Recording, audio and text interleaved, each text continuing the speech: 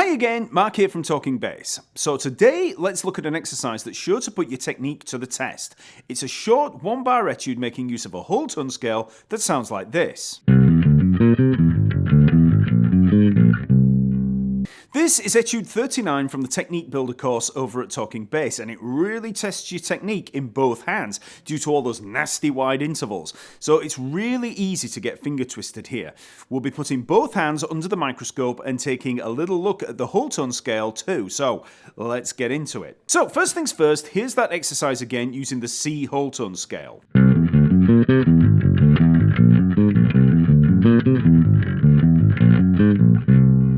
Here we're using the whole tone scale, hence the odd sound and the weird intervals.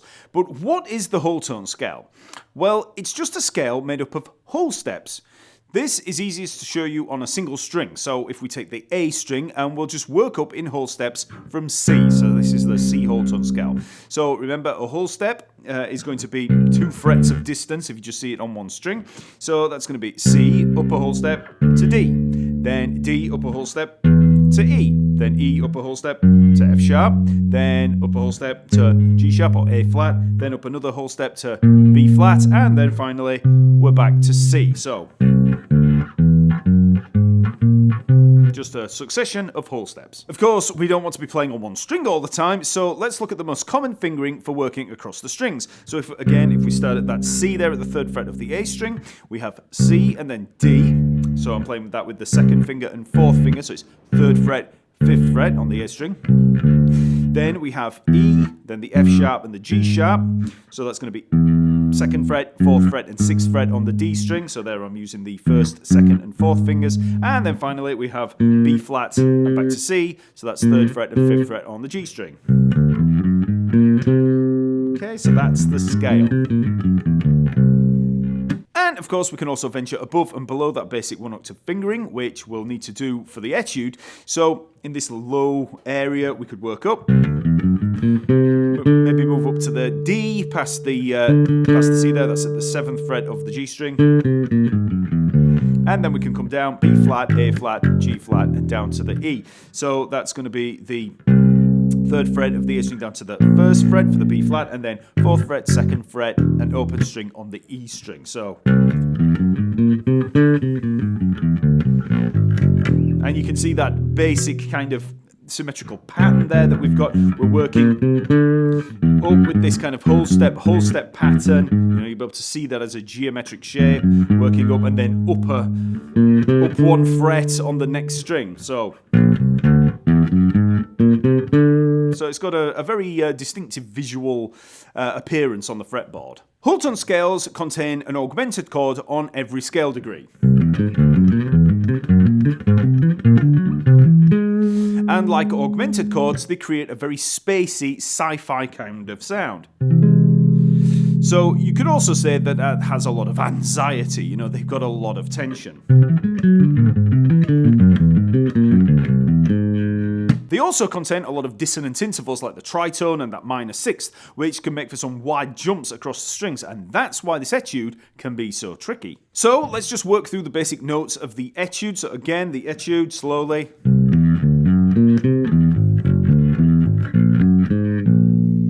So we start at the C, so this is in C whole tone. We've got the C there, 3rd fret of the A string, and then up to the E.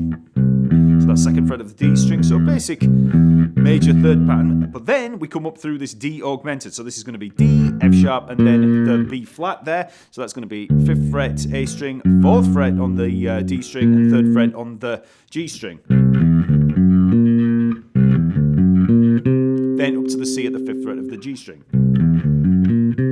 So you're best learning this in small chunks or just one note at a time. Just keep adding a note on each time. Then.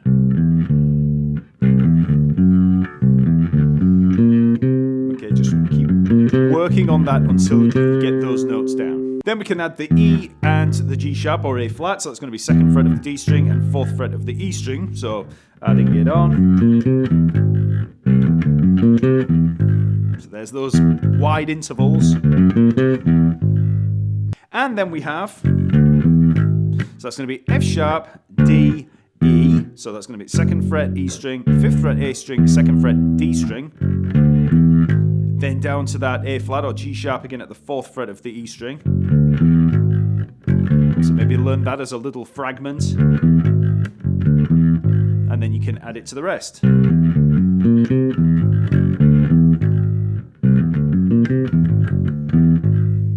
And then finally we have, so that's going to be B flat, F sharp, and A flat or G sharp. So that's going to be 1st fret of the A string, 4th fret of the D string, and 1st fret of the G string, and then back down to the 1st fret of the A string.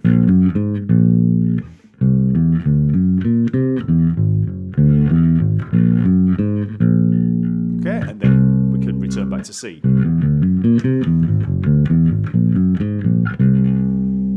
So that's the etude, and then you can just try playing round and round on it.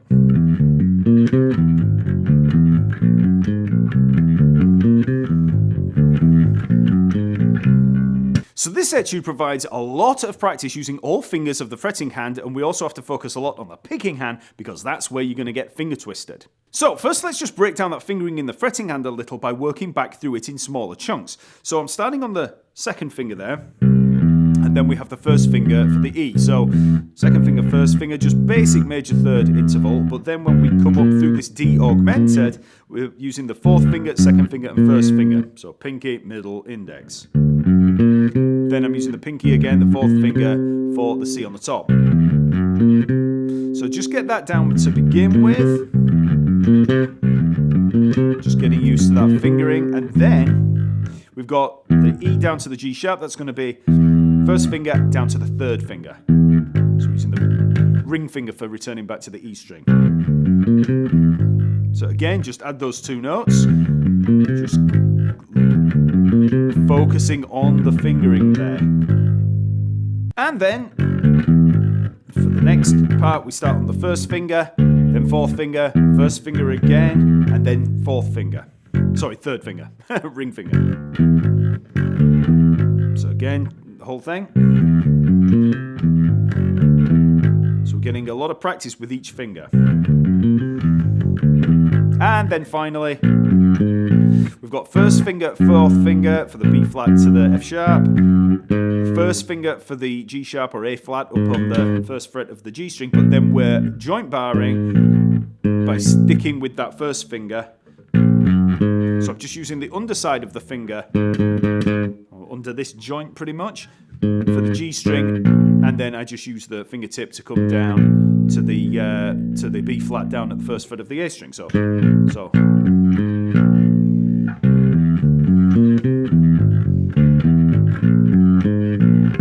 And then we're back where we started on the 2nd finger. Now let's look at the picking hand. Now the secret to playing this exercise correctly is this. Alternate pick every note, but start on the 2nd finger, so the middle finger. The temptation is to start with the 1st finger, the index finger, because we have that immediate string crossing, across the strings there, and it just feels a lot more natural to start on the 1st finger. But trust me, start with the 2nd finger, and then later jumps are going to be much easier. So again, working through slowly, start with the 2nd finger, and we have 2, 1. So that will initially feel a little bit weird, because we're starting on the longer finger, and then moving to the shorter one as we go up across the strings. Then again, when we come to the D augmented there, I'm starting on the 2nd finger, and we have 2, 1, 2. Now it'll feel okay when you get across to the G string. It'll just feel weird starting on that 2nd finger. Then you're going to be playing that top C, you're going to be picking it with the 1st finger. So again, we're just alternate picking all the way.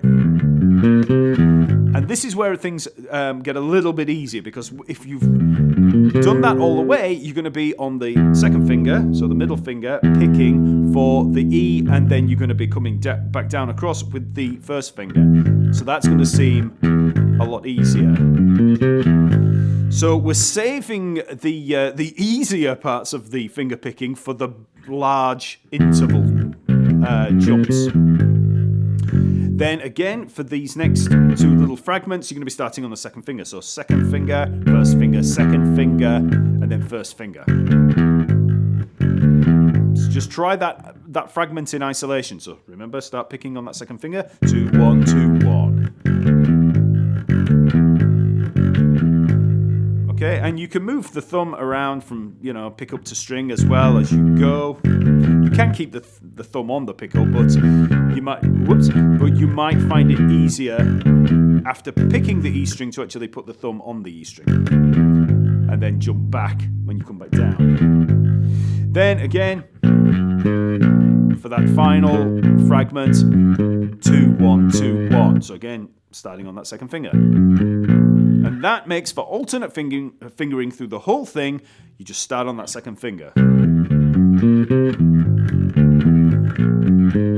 And as I've shown with some of the classical pieces that I've shown on here, if you keep track of the fingering, the finger picking, that is, the order, it's going to make for a much easier time of it in terms of getting finger twisted, because it's very easy to get finger twisted on lines like this, because you try just, going with the more habitual way of doing it, just the more natural, the way that feels more natural to you. But sometimes you need to, if you want to keep alternate picking, you need to actually start on a different finger, but you have to keep track of them. So it pays to have little waypoints, just so you know whether you've actually moved off track. So when you set off going, if you were to, let's say, land on this low F sharp, if you were picking that with the first finger, if you get there and you pick with the first finger, you know you've gone wrong somewhere. That's your waypoint. If you land on the second finger for that, you know you've done okay. So you don't have to have, you don't have to keep track of every single note, with the finger picking. You just need waypoints, and then you can just let the fingers, just naturally alternate. But a lot of the time with these things, when they're a little bit unnatural like this, you're going to start raking in places, or just getting, maybe playing with the same finger and two notes in a row. And that's where waypoints really come in handy. Okay, so I'm landing on that second finger and I know I'm okay. Again, when I get to that B flat, I want to know that I'm on the second finger. And then you're back on the second finger when you come back round to the C. So that's the etude. Learn it in C, play it round and round, but then move to different keys. Try working through the cycle of fourths. So C, F, B flat, E flat, A flat, D flat, G flat, etc. And I'll link to a lesson about the cycle of fourths in the description below. Every key is going to cause some problems at first. You'll probably find it incredibly difficult to, just find the correct notes at first. But play through the whole tone scale in that new key, then slowly work through the scale degrees. This is a great exercise for working on your transposition skills. So if you were going to then move it to F, let's say you moved it up here, first of all, just play through the, just play through the whole tone scale to begin with. And then you can just work through the notes one at a time, just paying attention to the intervals or the scale degrees. So as you work through, you start on that F, come up to the A, you just work through them. You just, and then just very, very slowly, just working through them, just ensuring that the scale degrees relate, to the root notes correctly. Just in small chunks, one at a time, and then just work through the different keys. And you'll find that this is really, really good for working on your transposition skills. Lines like this are great for working on your technique. When I was younger, I used to work on a lot of Frank Zappa pieces. Okay, I wouldn't necessarily just learn the bass lines, I'd work on the keyboard lines and the guitar lines. And a lot of Frank Zappa pieces are written, they're not even just written for piano, they're just incredibly odd, with lots of large leaps all over the place. And learning things like the Black Page and Mogio and all those kind of tunes, you'll find that once you've worked on large interval skips like that, and these kind of arpeggio-based lines moving all around the fretboard, when you come back to playing very basic scalar patterns, it's just so much easier. When you're used to just jumping around all over the place, you got to pay attention to the muting. You've got to get used to these odd fingerings in the picking hand, odd fingerings in this hand. It's going to really build up your ability in that fretting hand and your accuracy as you're making leaps from one string to the next. But, those kind of lines, they're very melodic as well. So, you've got a very cool sounding line to play. And this is just a brief example of that. These kind of lines where you're, that minor sixth dropping down, jumping strings like that. It's all going to be really, really good for both hands. Okay, now this etude is taken from the Technique Builder course over at Talkingbass, and that course provides a deep dive into your technique through a series of dedicated lessons before working through 60 etudes in a progressive manner. The etudes are of varying lengths from, 1, like this one, to 16 bars, and cover many different hurdles that you might face in your playing. There are scale fragments, arpeggio lines, classical lines, jazz lines, diminished and whole tone lines, and, loads and loads of other things. And all of these push your technique in both hands. The course is over at Talkingbass, so just follow the link in the description or in the card on screen, and I'll see you next week.